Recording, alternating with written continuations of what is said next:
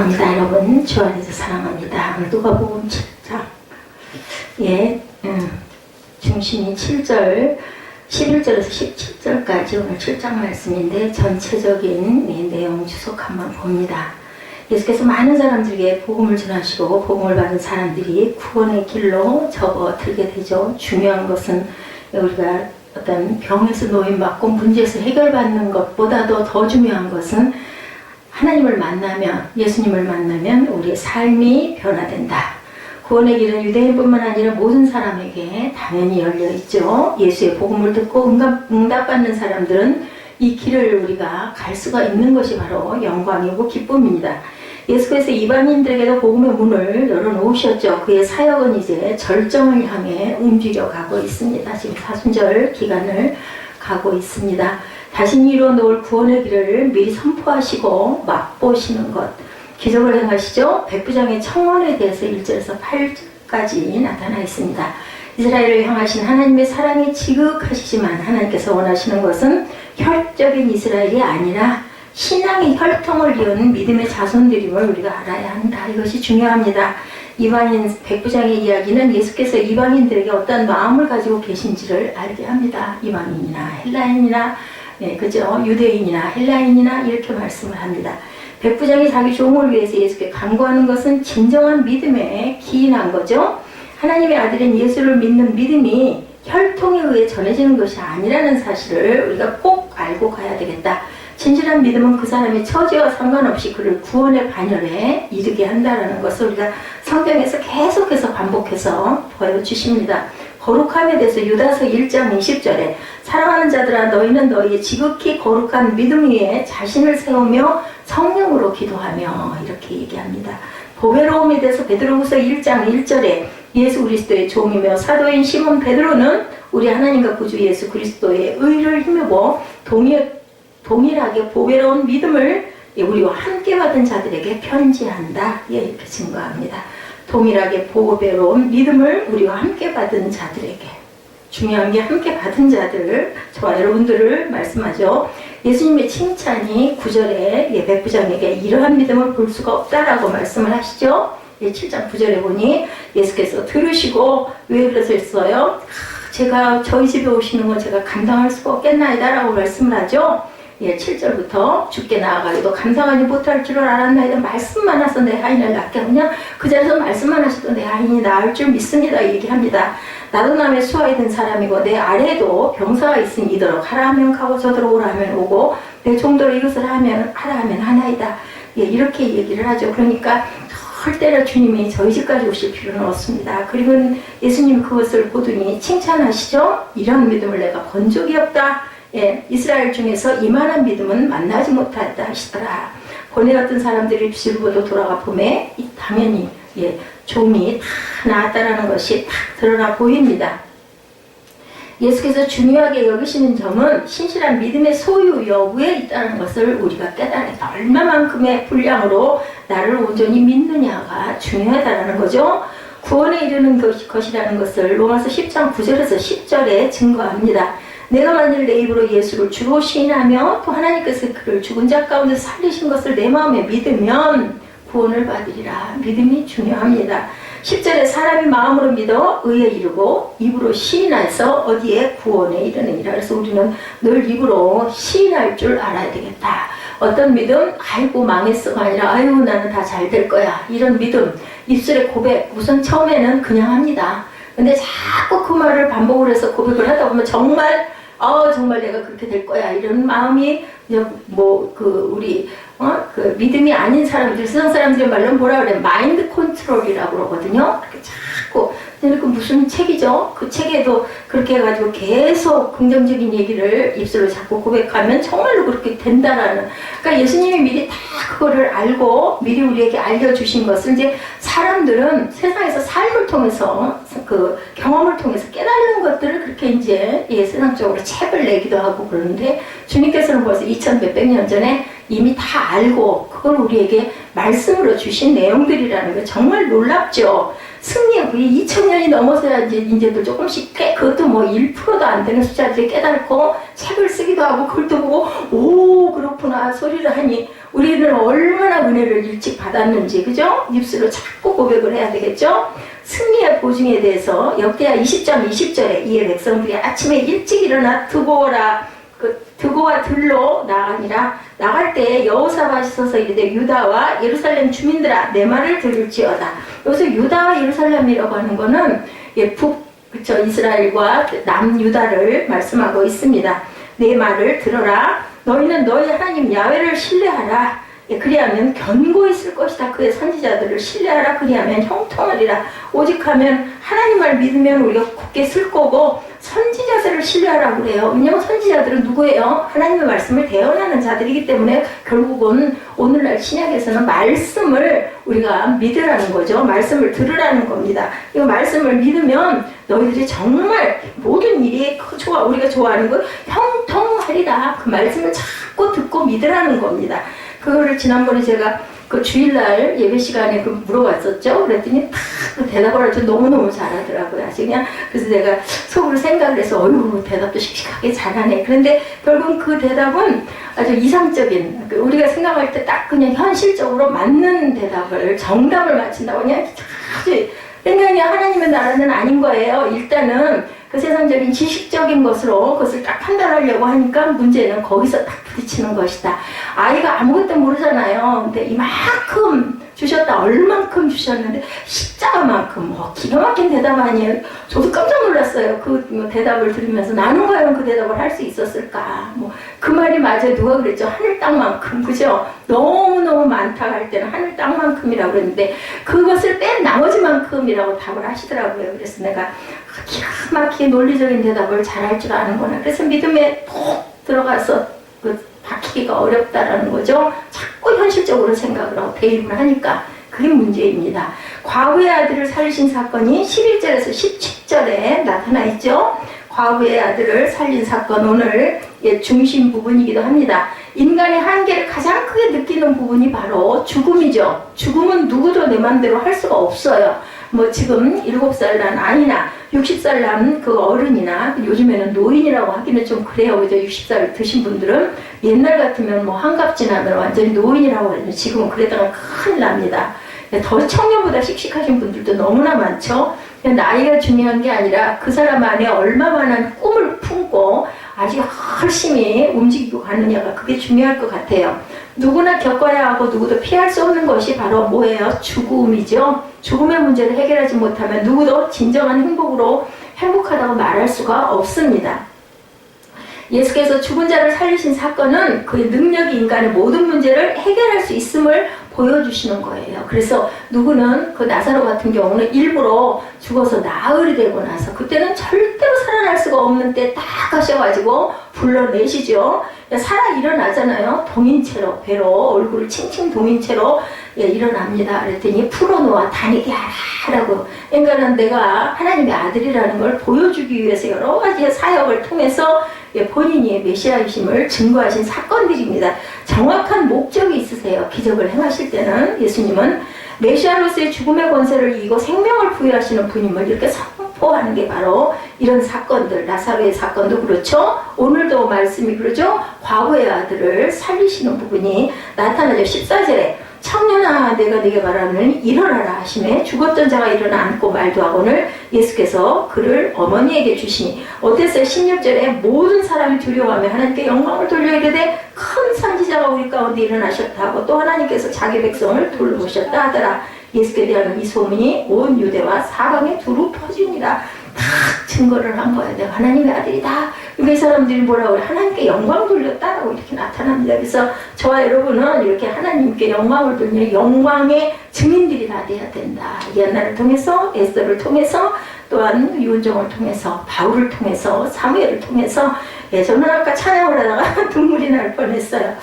그 우리 예지가 불렀다라는 그 찬양 내게로 나오라. 가까이 그 찬양도 그렇고 얼마나 이 아이가 그 찬양을 하면서 의기양양하며 그 은혜가 있었을 거예요. 아마 온 나 이거 우리 예배 새벽교회에서 이거 하는 건데 뭐 원래도 그걸 좋아했다면서요. 그러면서 기뻤을 것이고 아마 앞으로도 그럴 거예요. 뭔가 탁 듣다가 보면 오 우리 예배 때 들은 말씀인데 이런 부분에 감동들이 있다 보면 증인의 삶을 행하고 나가지 않을까. 정말 새벽교회 교회가 겉모습으로 봤을 땐 정말 연약하고 약하고 정말 드러날 게 정말 없는 교회일 것 같은데 보면 한 사람 한 사람은 너무나 빛이 나는 그런 아주 보석과 같은 존재들 하나님이 양육하라고 하셨구나. 뭐 숫자가 중요하겠습니까? 그래서 저는 아까 굉장히 기뻐서 잠깐 울었습니다. 그래서 예수를 바라보는 사람들은 이러한 사실을 믿고 확신하는 가운데 예수를 구주요 하나님으로 섬기고 경배해야 하는 것이 정말 중요하다. 숫자가 뭐가 중요하겠습니까? 혼자 예배를 드려도 정말 충만해가지고 찬양을 할 때 성령이 임하시는 임재를 내 마음 가득 느낄 때 뭐 여기에 뭐 수백만 수천만 명이 있거나 없거나 그게 중요한 게 아니죠. 나와의 하나님과의 관계입니다. 물론 성전이 가득 차면 얼마나 뜨겁고 좋을까만은 아니다 하더라도 나는 이곳에서 예배합니다. 왜냐하면 하나님이 나를 분명히 세워주셨으니까 그걸 믿는다면 우리는 너무 기쁘고 감사한 거죠. 메시아의 승리가 선포되죠. 기쁨과 즐거움이 우리에게 보장이 됩니다. 왜냐하면 죽은 자가 살아났기 때문에, 그죠? 그걸 우리가 보았기 때문에, 그러면서 하나님의 살아계심을 보고 느끼기 때문에 정말 우리는 기쁨이 충만해지죠.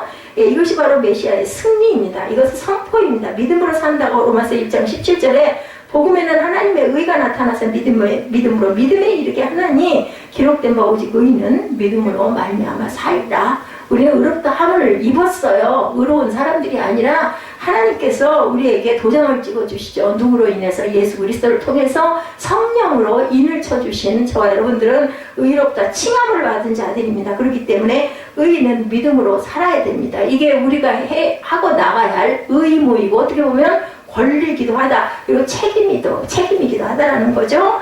믿음을 따라 죽는다. 히브리서 11장 13절에 이 사람들은 다 믿음을 따라 죽었으며 약속을 받지 못하였으되 그것들을 멀리서 보고 환영하며 또 땅에서는 외국인과 나그네임을 증언하였다라고 얘기를 합니다. 우리의 그 선진들은 이렇게 믿음을 따라 죽었으나 약속은 받지 못했어요. 근데 예수 그리스도 오시고 나서 신약에는 약속을 받죠. 그죠? 전부 구약의 모든 그 하나님을 믿는 믿음의 그 선지자들 그리고 믿음의 사람들 아브라함 뭐 다윗 야곱 모두 다 그렇습니다. 노아도 마찬가지. 근데 우리는 신약에 우리는 이보다 더 복된 거예요. 약속을 받았어요. 주님이 오셨기 때문에 너희는 부활과 영생을 경험하리라. 내가 대신 너희 죄를 모두 다 감당했다라고 말씀을 하시죠. 정말 귀한 때 우리는 태어난 것에 하나님께 감사해야 됩니다.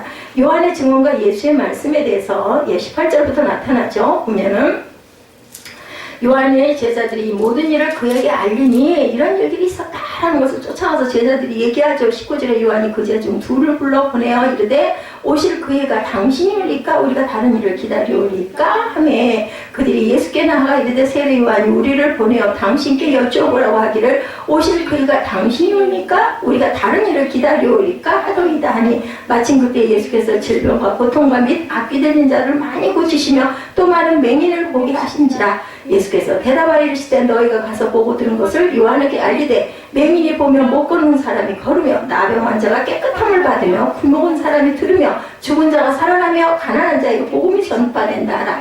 누구든지 나로 말미암아 실족하지 아니한 자는 복이 있도다 하신 그냥 이렇게 보임으로 인해서 확신하구나라는 것을 확증을 해서 보여주시는 이런 사건들을 예수께서는 이렇게 말씀을 하시죠. 그래서 요한의 증언과 예수의 말씀이 쭉 해서 우리가 지금 읽은 내용 그대로 나타납니다. 23절까지 이렇게 나타나죠. 그 질문에 대한 예수의 대답은 이루어지고 있는 일들을 그대로 전하라는 거죠. 22절에 이것은 메시아가 하시는 일이 이제 이루어지고 있다는 것이죠. 그래서 그 자신이 메시아이심을 이렇게 증거를 통해 말씀을 하십니다. 누구도 흉내낼 수 없는 해방과 구원의 일들이 이루어지고 있어 누가 이걸 이렇게 할 수가 있겠는가죠? 우리에게도 이렇게 많은 교훈을 이 말씀을 통해서 주십니다. 뭐냐? 말보다 실천을 중요시 해야 된다는 것을 보여주시죠.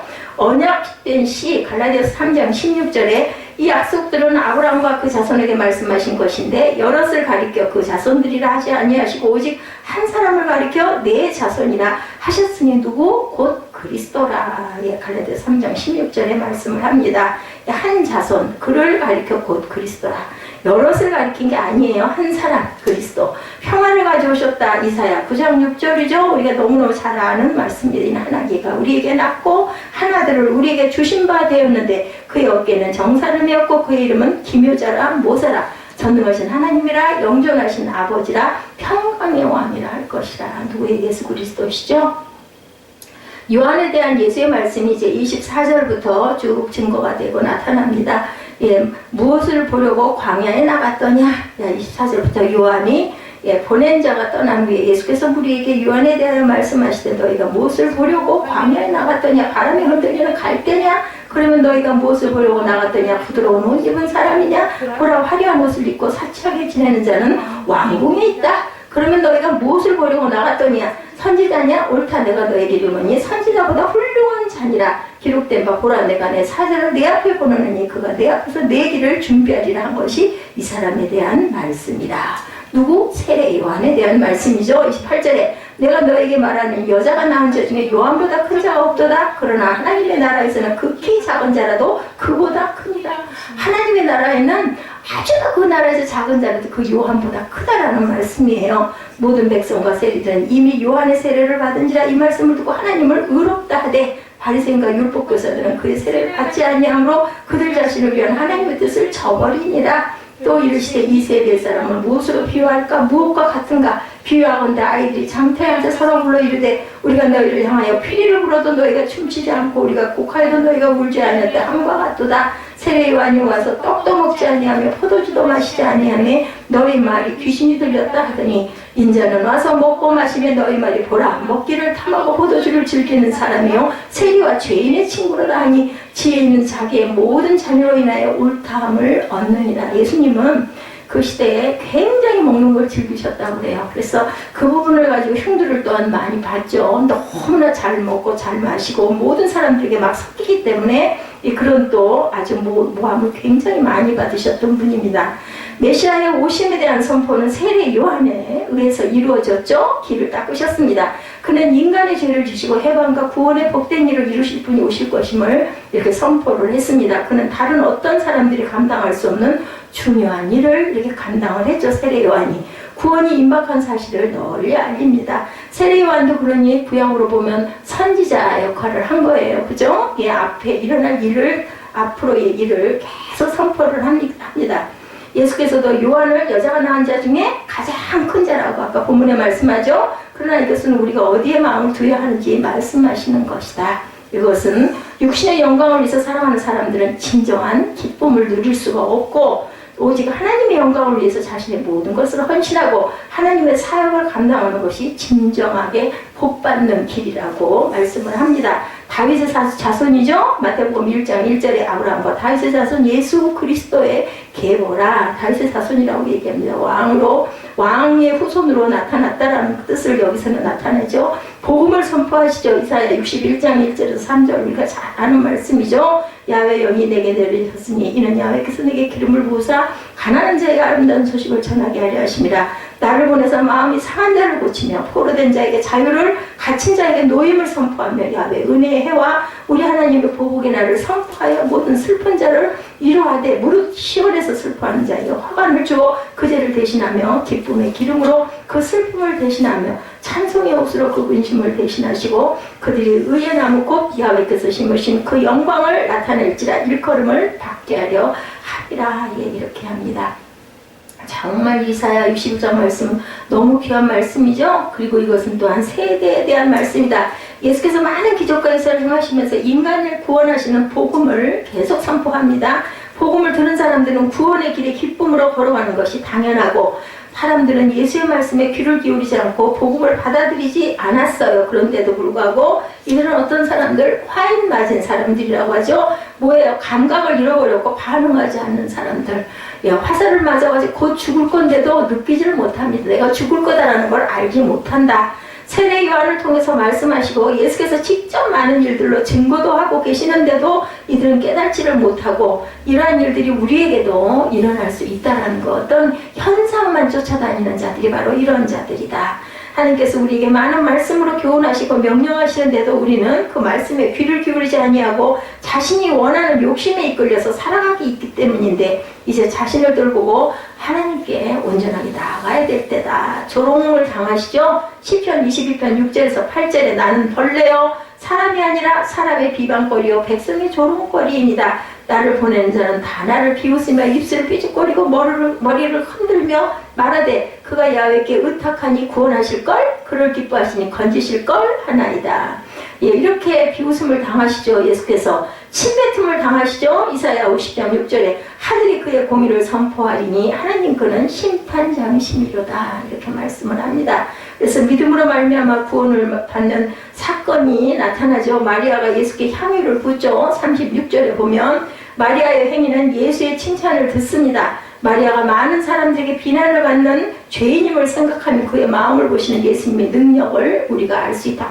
많은 사람들은 마리아를 보고 더럽다고 얘기하고 침뱉고 죄인이라고 얘기하지만 예수님은 그렇지 않죠. 사람들은 자신의 판단 기준으로 판단해서 절대적인 진리인 양 착각하기가 쉽다. 그러나 우리에게 필요한 것은 판단 비범한 판단 능력이 아니라 하나님 앞에 진실로 겸손히 나아갈 수 있는 마음이다. 왜냐하면 우리 모두가 죄인이기 때문에. 마리아라는 여인은 그렇게 아주 몸을 파는 창녀일 수 있었지만 우리가 다른 면으로도 영적으로 얼마나 죄를 많이 짓고 있는지 모두 다 이런 그 창녀 같은 그런 행동을, 우상을 숭배하는 우리 마음 안에, 현대 우리들은 뭐 어디 가서 그 손 비비고 뭐 형상 새겨놓고 그걸 빌지는 않지만, 우리 몸을 팔고 돌아다니지는 않지만 영적으로 얼마나 많은 간음을 저지르고 얼마나 많은 우상을 모시고 얼마나 많은 입술에 그저 비방과 더러운 말을 많이 하는지, 모든 것들이 그 죄에 해당한다. 하나님께 우리의 능력을 자랑할 수 없다는 것을 깨닫고 전적으로 우려를 우리가 해야 된다라고 오늘 보면 38절에 말씀을 하고 있습니다. 예수의 뒤로 그 발 곁에 서서 울며 눈물로 그 발을 적시고 자기 머리털로 닦고 그 발에 입 맞추고 향유를 부었어요. 예수님의 발에 머리서부터 계속 향유를 붓죠. 그리고 눈물로 발을 적시며 자기의 죄를 닦아달라고 그 발에 입 맞추고 향유를 붓습니다. 죄를 지은 한 여자가 있어 예수께서 바리새인의 집에 앉아 계심을 알고 향유나무 옥합을 가지고 와서 이 향유를 붓는 사건이 나타나죠. 머리털로 닦고 그 발에 입 맞추고 향유를 피우니 예수를 청한 바리새인이 그것을 보고 마음에 이르되 이 사람이 만일 선지자라면 자기를 만지는 이 여자가 누구며 어떤 곧 죄인인 줄을 알았으리라 하거늘 예수께서 40절에 그 마음을 훤히 들여다보고 대답하시죠. 시몬아 내가 내게 이를 말이 있다 하시니 그가 이르되 선생님 말씀하소서 이르시되 빚주는 사람에게 빚진 자가 둘이 있어 하나는 500데나리온을 졌고 하나는 50데나리온을 졌는데 갚을 것이 없으므로 둘 다 탕감하여 주었으니 둘 중에 누가 그를 더 사랑하겠느냐. 시몬이 대답하여 이르되 내 생각에는 많이 탕감받은 자이다. 이르되 내 판이 옳다 하시고 그 자를 돌아보시며 시몬에게 이르시되 이 여자를 보느냐. 내가 내 집에 들어올 때 너는 내게 발짓을 물어주지 아니하였을 때 이 여자는 눈물로 내 발을 적시고 머리털로 닦았으며 너는 내게 입 맞추지 아니하였을 때 그는 내게 들어올 때로부터 내 발에 입 맞추기를 그치지 아니하였으며 너는 내 머리에 감람제도 붓지 아니하였을 때 그는 향유를 내 발에 부었느니라. 이러므로 내가 네게 말하노니 그의 많은 죄가 사해졌도다. 이는 그의 사랑함이 많음이라. 시험을 받은 일이 적은 자는 적게 사랑하느니라. 이에 여자에게 이르시되 내 죄 사함을 받았느니라 하시니 함께 앉은 이들이 속으로 말하되 이가 누구에게 죄도 사하는가 하더라. 예수께서 여자에게 이르시되 내 믿음이 너를 구원하였으니 평안히 가라 하시니라. 제일 중요한 것은 이 평안이라는 것. 마지막 7장 말씀이 50절에 맞춰서 우리가 그 내용을 전체적으로 한번 둘러봤습니다. 교만한 자를 물리치시는 하나님이 우리에게 긍휼을 주신다는 거. 우리가 무릎을 꿇을 때 예배죠. 예배, 워십의 뜻이 바로 무릎 꿇음, 경배입니다. 그건 뭐예요? 머리를 숙이는 것. 그건 바로 순종이고 겸손이라는 거죠. 예배가 그래서 하나님 앞에 온전한 예배처럼 귀한 것은 없다라는 거죠. 우리 신령과 영으로 진정으로 드리는 예배는 바로 이런 예배자를 찾으신 하나님의 마음이죠. 누가 여인, 그죠? 향유 옥합 가지고 와서 아까워하지 않고 발에다 붓고 눈물로 발을 적셨던 그러한 여인과 같은 그런 마음을 우리가 가져야 되겠다. 유일한 구주라고 사도행전 4장 12절에 다른 이로서는 구원을 받을 수 없나니 천하 사람 중에 구원을 받을 만한 다른 이름이 우리에게 주신 일이 없습니다 하더라. 누구로? 그리스도로 밖에는 구원받을 수가 없습니다. 왜냐하면 그분이 우리에게 몸을 찢고 생명을 주셨기 때문에. 완전한 은혜. 사도행전 15장 11절에 그러나 우리는 그들이 우리와 동일하게 주 예수의 은혜로 구원받은 줄을 믿노라. 빚진 자의 비유에 대해서도 41절에서 43절에도 나타나죠. 자신이 감당할 수 없는 일을 해결받았을 때 그의 기쁨과 감사는 배로 더할 것이다. 조금 빚진 자와 많은 빚을 진 자와 누가 더 그 빚을 탕감받아서 기쁠 거냐 예수님이 말씀하시죠. 그러면서 이제 이 마리아를 딱 비유해서 말씀합니다. 너는 내게 손 씻을 물도 주지 않고 너는 내게 경배하지도 않았는데 이 여인은 내가 들어오면서부터 그 향유 그 귀한 거를 내 발에다 쏟아붓고 눈물로 발을 적시면서 닦았으니 그러니 얼마나 귀하고 얼마나 내가 딸을 사랑하겠느냐라는 말씀이에요. 그러니 네 죄가 다 사해졌다 평안이라 기가 막힌 예배를 드린 거죠. 뭘로? 자기가 가진 가장 귀한 마지막 것까지 다 쏟아붓는 그런 예배. 우리가 진정과 신령의 예배는 바로 우리 마음, 우리 시간, 우리 몸, 그죠? 모든 것을 가지고 주님께 온전히 나가고 온전하게 다 드리는 예배가 바로 영으로 드리는 예배, 진정과 신령의 예배다. 아까운 게 없이 다 드렸죠? 이 막달라 마리아는 우리가 한 일은 예수를 십자가에 못 박을 일밖에 없었어요. 하나님 앞에 겸손해야 된다. 이렇기 때문에 왜냐하면 하나밖에 없는 아들, 제가 주일날 말씀드린 것처럼 아들이 7 있어도 하나를 친구에게 믿을 만한 친구에게 내주려고 하는데 첫째부터 7째까지 아무리 봐도 한 아들도 줄 수가 없는데 하나님께서는 하나밖에 없는 독생자를 우리를 위해서 대속의 제물로 내놓으셨기 때문에 그 사랑이 얼마나 귀한지.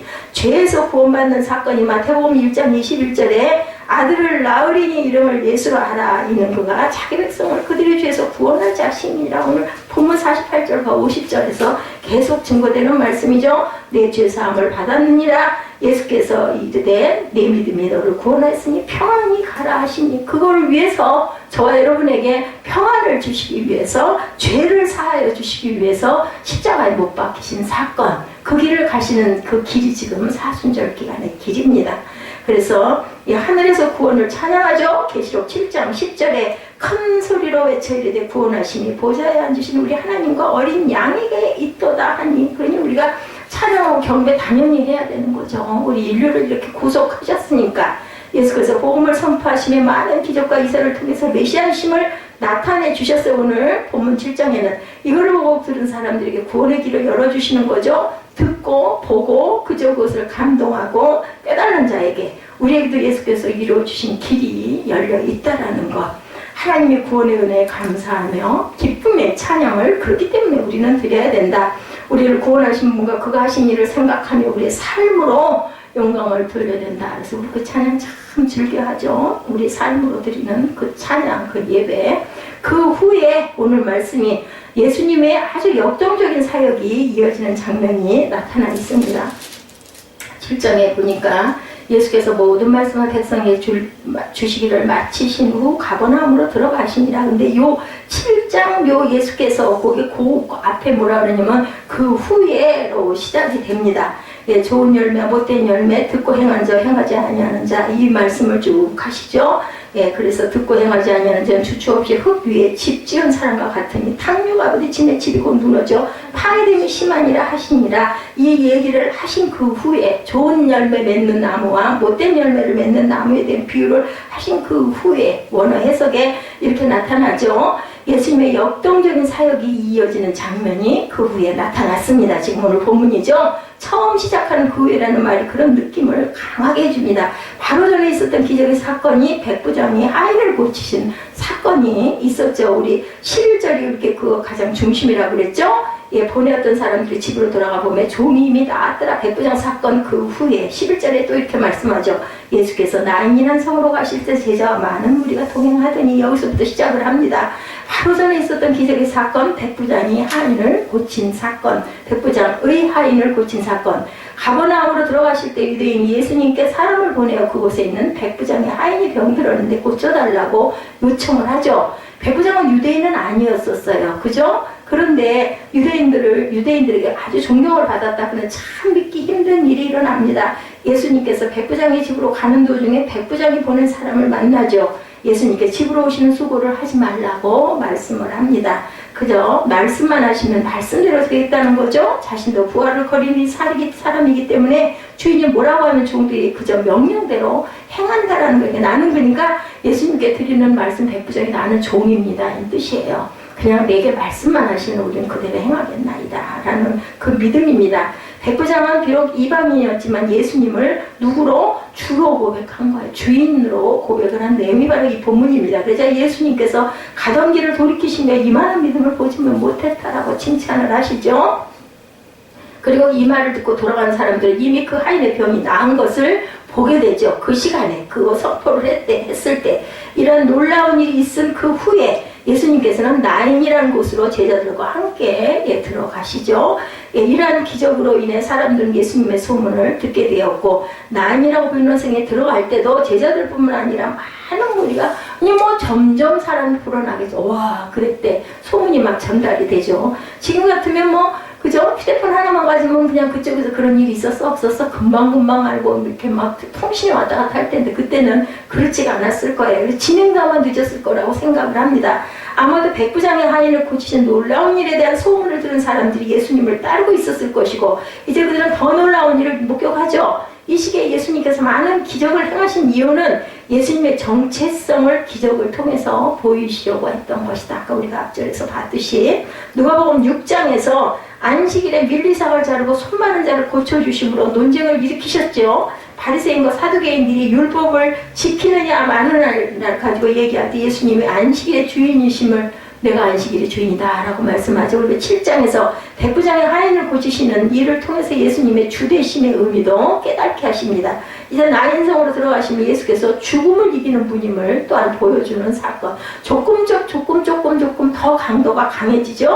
뭔가 예수님의 기적은 의도적이라는 생각이 듭니다. 이 말에 우리가 오해가 없어야 할 것은 의도적이라는 말이 인위적이거나 이기적이라는 뜻이 아니라 예수님께서 기적을 통해 하나님이시라는 것을 증거하고 있는 걸 강도를 조금씩 더 강하게 구체화하고 가고 있습니다. 그래서 중요한 것은 우리가 기적을 통해 보아야 하는 것은 기적 자체가 아니라 기적이 가리키는 방향과 목적을 보아야 된다는 것이 중요합니다. 오늘 기적의 상징적 의미 가운데 하나가 두 행렬의 만남이라는 생각이 저는 드는데 예수님과 우리와의 만남을 상징적으로 보여주시는 건 아닐까 생각해 보시기 바랍니다. 오늘 등장하는 나인이라는 이름은 본래 사랑스럽다, 즐겁다라는 뜻을 가지고 있었습니다. 예수께서 가브나움에서 사역을 마치시고 서남쪽으로 40km 떨어진 곳으로 향하고 가고 계셔요. 우리의 인생이 그렇듯이 아무리 아름다운 곳에 있다 할지라도 인생의 문제는 어디에나 있다는 것을 말씀하는 거죠. 없어질 수가 없습니다. 문제는 그 아름다운 마을 나인에도 심각한 문제를 가진 한 여인이 있었다. 나인이란 뜻이 뭐라고요? 사랑스럽고 즐겁다라는 뜻을 가진 동네에도 이런 문제의 여인이 있었다. 오늘 성경은 이 여인에게 대하여 증거합니다. 본문 12절에 성문에 가까이 이르실 때 사람들이 한 죽은 자를 메고 나오니 이는 한 어머니의 독자요 그의 어머니는 과부라. 그 성에 많은 사람도 그와 함께 나오거늘 이렇게 증거합니다. 12절에 우리가 흔히 말하는 뭐예요? 설상가상. 그죠? 과부고 그리고 그죠? 아들도 또한 독자야. 그 이상의 아들은 없어. 게다가 남편도 없어, 이 여인은. 그러면 이 시대의 이 여인은 이 아들이 죽으면 죽은 목숨인 그러한 사람이라는 거죠.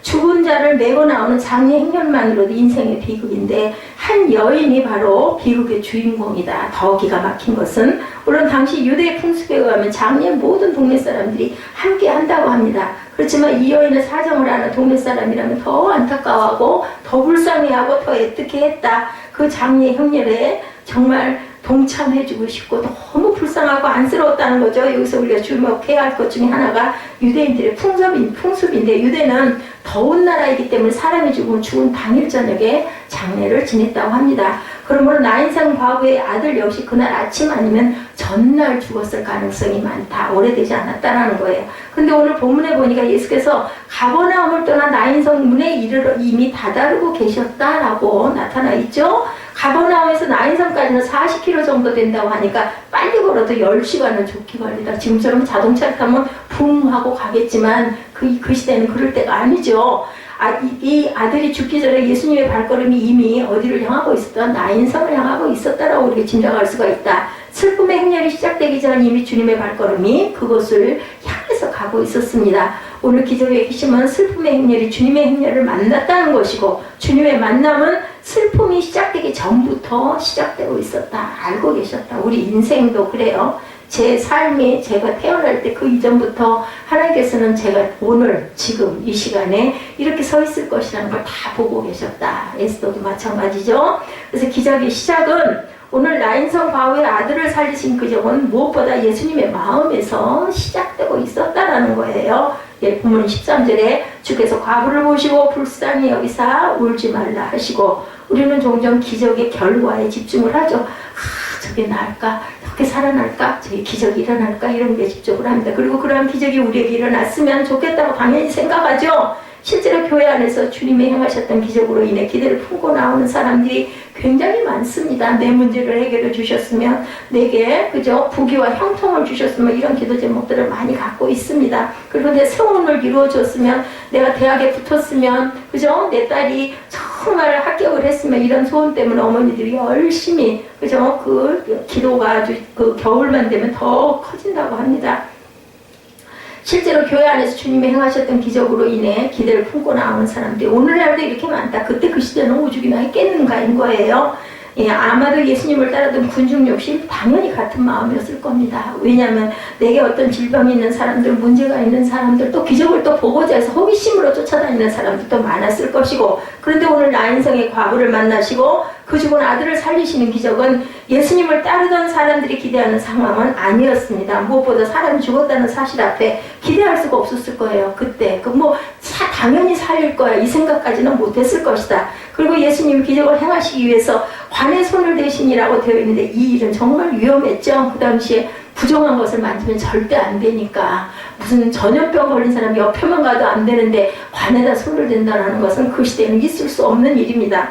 장례 행렬을 가로막고 서는 것 자체가 예의 어긋난 일이고, 모세의 율법에 의하면 관에 손을 대심으로 인해 하루 동안 부정해지는 것, 민수기 19장 21, 2절에 나타나죠.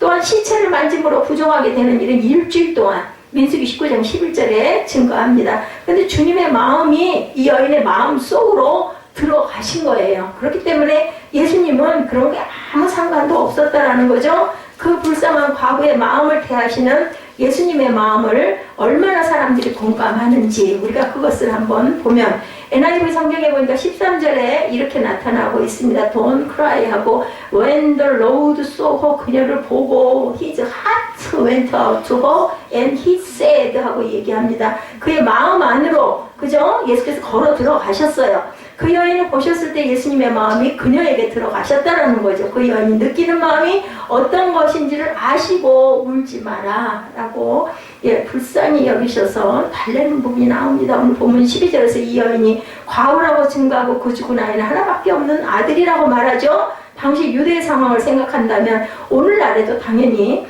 오직 아들 하나만 바라보고, 그 아들이 희망이에요. 그 아들이 모든 것이에요. 그런 상황에서 이 아들을 잃어버렸다는 것은 곧 뭐예요? 절망이고, 이 여인에게는 목숨이 사라지면 죽은 거나 다름이 없었습니다. 그 여인의 마음이 어떠했는지 우리 성경에서 뭐라고 말씀하세요? 불쌍히 여기사 이렇게 되어 있는데, 사실은 예수님이 느끼는 감정의 문제가 아니라 이 여인 마음 속으로 예수님이 들어가셔서 그 여인의 슬픔에 그저 공감을 하고 동참을 하신다. 그래서 우리 중보기도를 이런 마음으로 해야 된다는 거죠. 예수님의 마음으로 움직이는 것, 그래서 기적을 만드시는 것은 사람들의 기대가 아니고 사람들이 원하는 표적 때문은 아닙니다. 뭐예요? 애통한 자는 복이 있다는 말씀이 확실하게 우리가 이해가 되는 게, 예수께서는 우리의 마음 속을 아시기 때문이다. 그래서 그 마음을 갖는 자에게 복이 있다는 게, 애통하는 자에게. 예수님은 우리 마음을 다 환히 들여다보시기 때문에 진짜로 애통해하는 건지 애통해하는 척인지를 안다라는 거죠. 하나님의 긍휼하심을 받지 못하는 이유는 우리 마음이 애통하지 않기 때문 아닐까. 이것도 우리가 좀 생각해 봐야 되겠다. 하나님께서 기뻐하시는 제사는 뭐라고 그러세요? 상한 심령이라고 그러시죠. 이 말씀 우리가 이 부분에 굉장한 그 느낌, 공감이 가죠. 내가 정말 상한 심령인가, 상한 채 하는 건 아닌가, 그 마음속으로 하나님께서 들어오시기 때문입니다. 애통하는 자가 복이 있는 것은 애통하는 마음속으로 주님이 들어오시기 때문이고 위로하시기 때문이고, 주님의 위로는 우리에게 큰 기쁨과 선물이 된다. 왜냐하면 정말로 애통하고 있을 때 주님께서 그만 울어, 울지마 이렇게 달랬을 때 얼마나 큰 위로가 될 것인가. 예, 메시지 이거 15절에 예수께서 죽음에서 건진 그 아들을 어미에게 주시니 라고 되어 있죠. 메시지 성경에 보니까 Jesus presented him to his mother 이렇게 예, 정리해 있습니다. 예수께서는 주시는 것이 뭐라고요? 선물이라고 말씀을 하시죠. presented him to his mother. 예, 그런데 선물을 받는 사람에게는 단순한 기쁨인 선물을 주는 사람의 대가와 희생이 있었다는 것을, 그 선물의 마음을 읽지 못한다면 문제가 된다는 거예요. 그 주는 사람의 마음을 우리가 정말 기쁨으로 감사로 읽을 줄 알아야 되겠다. 자, 배성호 목사님이 쓰신 완전한 치유, 완전한 건강이라는 책에 보니까 미국 사람들이 흔히 하는 인사인 굿바이에 대한 의미의 설명이 있었습니다. 원래 원어인 굿비 위드 이라는 그 뜻, 그죠? 헤어질 때 하는 인사가 하나님이 함께 하시기를 바랍니다 라는 뜻을 갖고 있어요. 굿바이라는 뜻의 그 준말이 굿비 위드 이 하고 나와 있습니다. 하나님께서 예수께서 십자가에 달리실 때 한편 강도에게 작별을 고하셨을 때도 또 똑같이 굿바이로 이렇게 인사를 했는데, 예수께서 나 인생의 과부에게 죽은 아들을 선물로 주시면 한 인사가 바로 굿비 위드 이, 하나님이 함께 하시니 평안하라 이렇게 나타나 있습니다. 우리가 잘 아는 12년간 혈루증을 앓던 여인을 고치신 이야기, 12년간 하혈을 하며 공동체에서 소외됐던 여인의 병을 고치신 사건이죠. 부정하다고 생각되어서 정상적인 삶을 살 수 없었던 여인의 삶을 어떻게 해놓으셨어요? 돌려놓으신 사건입니다. 우리가 잘 아는 것처럼 이 여인이 예수님의 옷자락을 만졌을 때 병이 나았어요. 그런데 예수께서 이 여인을 부르시죠. 마가복음 5장 29절에 보면 이렇게 나와 있습니다. 이 그의 혈루 근원이 곧 마름에 병이 나온 줄을 몸에 깨달으니라 이렇게 증거합니다. 이 순간 여인이 그렇게 서운했던 일이 일어났어요. 몸에 병이 나았어요. 그런데 예수께서는 굳이 여인을 부르십니다. 그래서 여인이 막 놀래고 부들부들 떨죠. 내가 예수님 옷자락에 손댄 거 아시고 야단을 치실까봐 겁이 난 거죠. 누가 옷을 만졌는지 알아야겠다라고 말씀을 합니다. 이유는 이 여인에게 병이 나는 것보다 더 중요한 선언이 필요했기 때문이다. 마가복음 5장 34절에 예수께서 이르시되 따라 내 믿음이 너를 구원하였으니 평안히 가라. 내 병에서 놓여 건강할지어다. 이 말씀의 선언은 바로 9절인 33절과 연관되어 있습니다. 여자가 자기에게 이루어진 일을 알고 두려워하여 떨며 와서 그 앞에 엎드려 모든 사실을 여쭈니 이 여인이 원하는 병이 나았지만 두려워 떨고 있었어요. 아직 마음에 평안이 없었습니다. 예수께서 우리의 치유자가 되시는 것은 단순히 병의 치료가 아니라는 말이죠. 치유를 통해 우리에게 주시기를 원하는 기쁨과 평안이다. 예수께서 나인성 과부에게 그 아들을 선물로 주셨다는 것은 이제 사적인 관계가 시작되었다는 뜻인데, 예수께서 슬픔으로 가득 찼던 여인에게 뭘 주셨다? 기쁨을 주신 사건이다. 결국 치유의 고백은 단순한 병이 나음을 넘어서 예수님과의 친밀한 관계 속으로 나아갔다. 뭐가 됐어요? 같은, 그죠? 아주 친한 관계가 됐어요. 관계가 맺어집니다. 우리가 잘 아는 누가복음 17장에 10명의 문둥병자를 고치신 사건에서도 같은 관계가 나타나죠. 예수께 소리질러 고쳐달라고 애원하던 10명이 제사장의 몸을 보이러 가다가 나음을 입었는데, 치유의 기적 가운데 예수님과 사적인 관계, 1대1의 관계 속으로 들어간 사람은 단 한 사람밖에 없었다. 병이 나은 것이 중요한 것이 아니라 치유의 기적을 통해서 예수님을 찾아와 친밀한 관계 속에서 감사의 고백을 한 사람만이 이런 선언을 받아요. 내 믿음이 너를 구원했다. 이 믿음, 이 고백, 이 발표를 받게 됐어. 내가 천국에 들어간 자는 10명 중에 1명밖에 없었다는 겁니다. 우리가 오늘 치유의 기적을 통해 배우고 알아야 하는 것은 바로 주님의 마음, 병을 고치는 것을 넘어서 친밀한 관계 속에서 기쁨과 평안을 주시는 분을 인격적으로 만나는 그 마음, 인격적으로 만나고 인해서 우리가 구원을 얻고, 그리고 어떻게 돼요? 변화된 삶을 살 수 있다. 이게 바로 뭐예요? 그 성령 받음이죠. 전인 치유라는 말이 바로 이런 의미다. 지금까지 질병에서 나음을 얻었다 해도 주님과의 관계가 바로 서지 않으면, 구원받을 확신이 없다면 우리는 얼마나 불안한 삶을 살고 가는가, 감사가 없는 삶이 얼마나 피폐할까. 결국 병이 나은 것이 전인적으로 일어난 치유가 아니라 부분적일 수밖에 없죠. 병이 나았다고 해서 영원히 삽니까? 영원히 살 수는 없어요. 근데 하나님과의 관계가 바로 서게 되면, 우리가 은혜를 받음으로 인해서 바로 서게 되면 어떻게 돼요? 우리 영적 건강이 회복된다. 그렇기 때문에 어디에? 영원한 나라를 바라볼 수 있고 들어갈 수 있다는 거죠. 그래서 삼중복음의 말씀이 요한 3서 1장 2절이죠. 그 순복음교회 가장 조이비 목사님이 외치시는 삼중복음이 사랑하는 자여 내 영혼이 잘된 같이 내가 범사에 잘되고 강건하기를 내가 강구한. 저는 이 성경 말씀이 어느 날에 깨달아졌어요. 그리고 정말 귀한 말씀이라는 생각이 들더라고요. 늘 입술로 뭐 신학교 때부터 하던 말씀인데 어느 날인가 그 말씀을 전하다가 이 말씀이 꽉 가슴에 꽂히면서 그렇게 은혜가 되더라고요. 영혼에 잘되면 뭔가 하나님과의 샬롬의 관계 속으로 들어가는 그 영혼이 잘되면, 그죠? 예, 잘됨을 NIV에서 get along well 이렇게 나타나 있더라고요. 보니까 예, 잘 돼가는 것입니다. 그러니까 뭐예요? 진행형이에요. 하나님과의 삶이 이루어지는 것, 조화로운 삶, 갈등이 없는 것이 계속하고 있는 겁니다. 예, 쭉 잘 돼가는 것. 영혼이 잘 되면 하나님과 갈등이 없는 순조로움이고, 이 샬롬의 상태에서 우리 몸의 신진대사는 잘 이루어지기 시작을 한다. 주님의 마음이 어떤 마음일까? 로마서 5장 8절에 증거합니다. 우리가 아직 죄인 되었을 때 그리스도께서 우리를 위하여 죽으심으로 하나님께서 우리에 대한 자기의 사랑을 확증하셨다라고 말씀합니다. 기적의 뜻하는 바 예수께서 기적을 행하시고 나서 사람들이 놀랐다고 성경은 기록하죠. 그리고 깨닫게 된 것. 오늘 본문 16절에 보니 뭐라고 말씀하세요? 모든 사람이 두려워하며 하나님께 영광을 돌려 이르되 큰 선지자가 우리 가운데 일어나셨다 하고 또 하나님께 자기 백성을 돌보셨다 하더라. 하나님께서 자기 백성을 돌보셨다는 것, 예, God has come to help his people 이렇게 나타나 있습니다. 예, 모든 사람은 자신들이 지금 거룩한 신비의 자리에 있으며 하나님께서 그들 가운데 일하고 계심을 깨닫고 그들은 조용히 경배했다. 그리고 떠들썩하게 감사하며 서로 큰 소리로 외치죠. 하나님이 돌아오셔서 자기 백성의 필요를 돌봐주신다. 이렇게 자기들이 고함을 지릅니다. 모든 기적의 말씀을 묵상하며 묘하게 대주를 이루고 있는 두 단어를 우리가 보게 되는데, 하나는 두려워하여라는 말이고 하나는 영광을 돌려라는 그러한 말입니다. NIV에서 다시 보니 They were all filled with awe and praised God이라고 되어 있습니다. 이 말씀 가운데 아주 자연스럽게 분명한 신앙의 그 정석을 발견하는데, 경외함의 감정이 없다면 어떻게 하나님께 영광을 돌릴 수가 있겠는가? 경외함이라는 뜻은 뭐예요? 굉장히 존경하면서, 그죠? 그리고 또한 뭐라 그래요? 막 우러러 보면서, 예, 그래서 두렵고 떨림으로 나타납니다. 인간이 두려움을 느끼는 것은, 경외감이라는 것은 자연적인 힘을 뛰어넘는 초자연적인 역사를 접할 때 형언할 수 없는 신비의 체험에서 나오는 게 바로 경외입니다. 영어 단어에서 자주 사용하는 awesome이라는 말, 두려움을 일으키게 하는 이라는 뜻도 있지만 awesome은 최고라는 뜻도 갖고 있죠.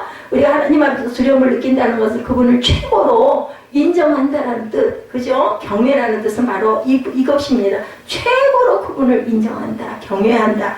하나님께 영광을 돌린다는 말은 우리가 이렇게 최고로 그분을 인정할 때 영광을 돌릴 수가 있다는 거니까, 은혜 받지 않은 사람이 어떻게 그 경외함을, 어떻게 그 많은 감정을 가지고 하나님을 바라보겠습니까? 그런 사람이 어떻게 예배를 소홀히 할 수가 있겠습니까? 어떻게 예배 시간에 다른 생각을 하고 다른 짓을 할 수가 있겠습니까? 이게 바로 정답입니다.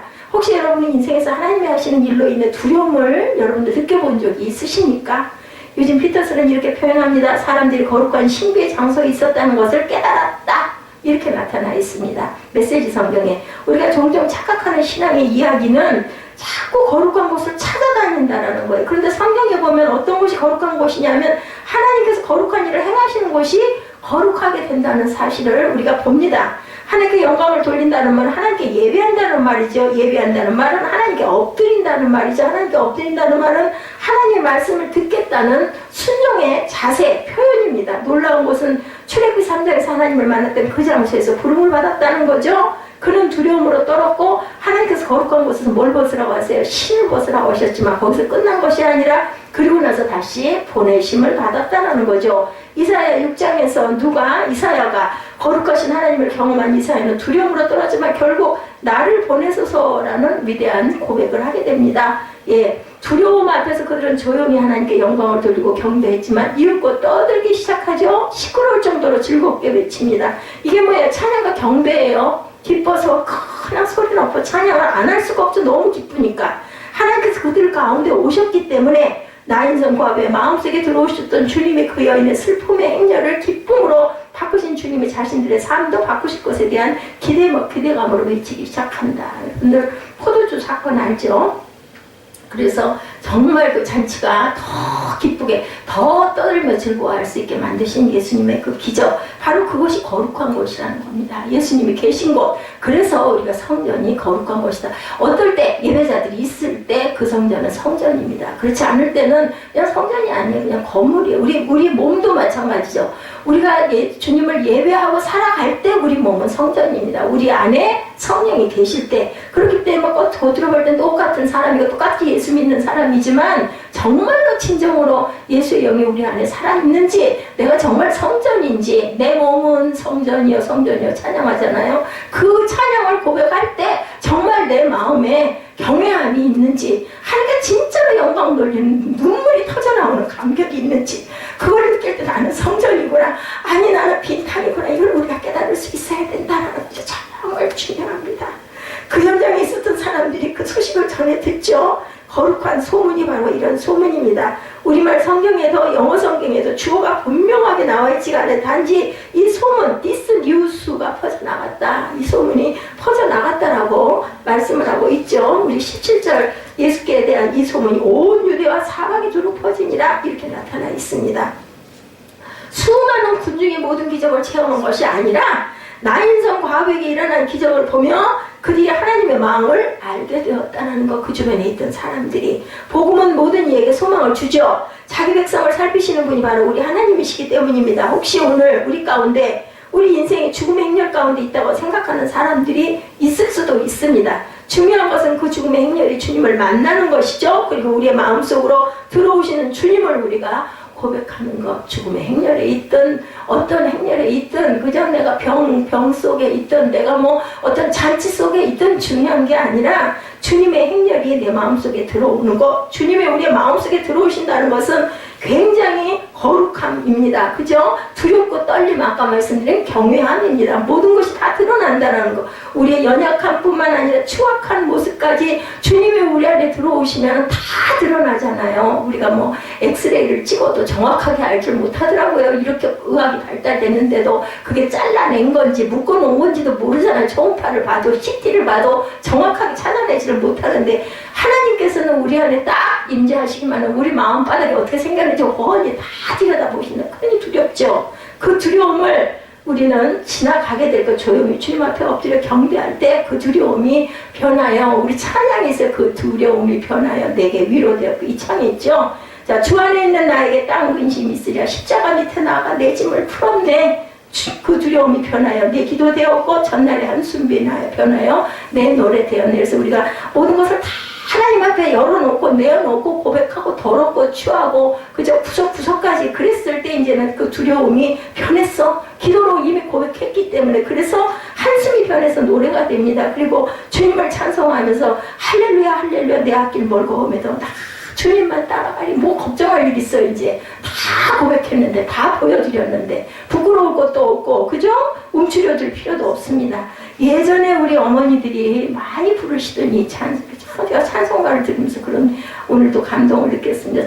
참 찬송가는 우리 요즘에 그죠? 그 찬양 여러 가지 좋은 복음성가들 정말 좋습니다. 그렇지만 또 찬송가는 찬송가대로 해가 묵은 오래된 찬송이지만 듣다 보면 그 가사가 정말 얼마나 가슴에, 그죠? 그 막 가슴에 그냥 아주 울림이 있는지 모릅니다. 요즘 많은 젊은 청년들에게 옛날 이야기를 하지 말라고 말합니다. 왜냐하면 그들은 나름대로 겪어야 하는 아픔이 있다고, 맞는 말이라고 생각을 합니다. 청년들이 그러죠. 어른들이 옛날에 내가 이랬는데 너희들 그걸 알긴 해. 너희는 너무너무 편하고, 이런 얘기하면 듣기 싫어하죠.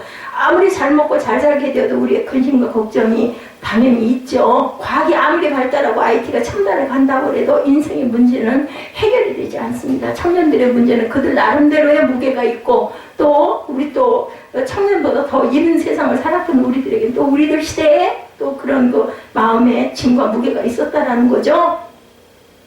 예, 한국의 교회사 속에 보면 놀라운 일들이 많이 나타나 있습니다. 1930년대부터 60년대까지 한국 교회가 안고 있었던 문제가 지금 우리 시대의 교회 문제와 별로 다르지 않았다라는 것. 그 이전도 마찬가지입니다. 구약도 마찬가지입니다. 보면은 그때는 돈이 없으므로 힘들었고 죄를 지었다면 지금은 돈이 너무 많아서 죄를 짓습니다. 영양이 옛날에는 너무 부족해서 일찍 돌아갔다면 지금은 영양이 너무 넘쳐가지고 또 성인병들이 많이 일어납니다.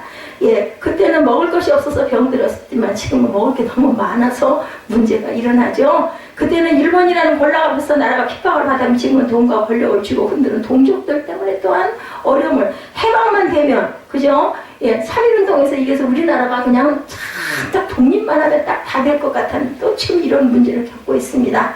이 세상의 당면한 문제들이 예수께서 나인성에서 만났던 죽음의 행렬과 다를 바 없다는 생각이 저는 듭니다. 여전히 인간들은 무기력하고 부족한 존재다. 하나가 해결되면 또 다른 문제가 또 일어납니다. 우린 그걸 알지 못해요. 근데 누구는 아세요? 하나님은 아시죠? 문제는 자기들의 부족함을 인정하지 않고 애통하지 않는다는 것에 문제가 있습니다.